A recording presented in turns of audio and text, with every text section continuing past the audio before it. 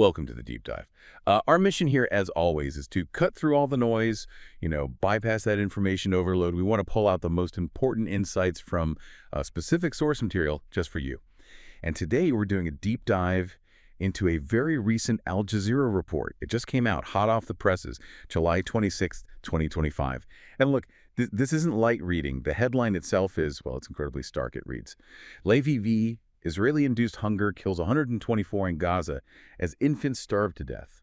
I mean, that headline really grabs your attention, doesn't it? Okay, let's unpack this. Exactly. And for this deep dive, our goal is really just to lay out the factual claims and the reported numbers straight from the specific Al Jazeera article. We're here to understand exactly what the source is presenting, not drawing sides, not endorsing its viewpoints. It's just so critical, I think, to engage with reports like this one, to grasp the stated realities they're trying to convey, especially on a topic with such huge human impact. Absolutely. And just to prepare you as we go forward, the details we're about to get into, they are sensitive, they're intense. Yeah. But understanding these direct accounts, right from the source, it's really essential if you want to be truly well-informed on global events like this. This report, it really goes into some difficult human experiences. So, okay, when we look at this Al Jazeera report, the numbers are, frankly, they're devastating. Yeah. The article states a total of 124 starvation deaths. 124. Yeah, and it says over 80 of those were children. Over 80. And what's particularly heart-wrenching, really, is the specific mention of 2 recent infant deaths attributed directly to malnutrition. When you read a number like that, 124 starvation deaths, especially in a conflict zone, what does that immediately tell you about the bigger humanitarian picture the report is tainting? Well, what's, I think, striking here is how the report shifts focus. It's not just about, direct combat casualties. It moves to this insidious, often slower devastation. Starvation. That number, 124, it's not just a grim statistic, is it? It really highlights a critical and deeply concerning part of the crisis.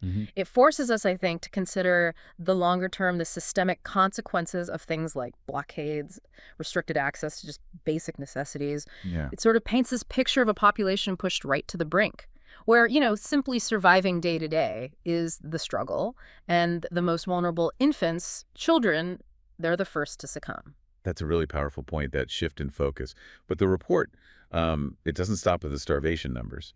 It also claims that at least 25 people were killed in Israeli attacks on Gaza just since Saturday dawn. Okay. And shockingly, among them, the report says, were 13 aid seekers. People looking for aid. Exactly. Yeah. And this is where it gets, really interesting and incredibly grim. The report includes this revelation. It's from a former U.S. military contractor. Yeah. Apparently with GHF, the report says that's the Global Humanitarian Foundation. And this contractor stated that live ammunition and heavy weapons were used against starving Palestinians, people seeking food aid supplies. Wow. How does, including a detail like that, testimony from a former military contractor, how does that impact the weight or maybe the direction of a report like this one? Well, that specific detail, the testimony from a former U.S. military contractor, that's not just another grim fact to add to the list. It introduces a serious new layer. Accountability, maybe. International scrutiny, certainly. Right.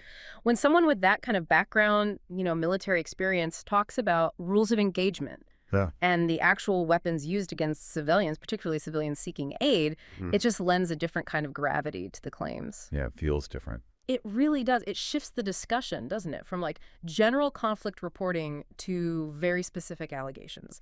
Allegations about targeting humanitarian efforts, about targeting unarmed people. This raises a really important question, I think, about protecting civilians and aid workers in conflict zones. And the kind of scrutiny incidents like this will inevitably draw.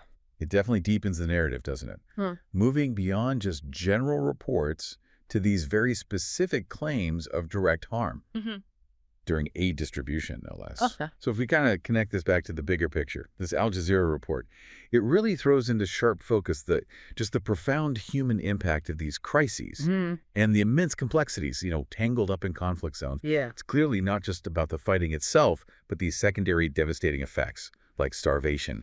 It really underscores why it's so important to critically engage with news, with reports like this one, to understand the specific claims being made and how those claims shape our understanding of what's happening.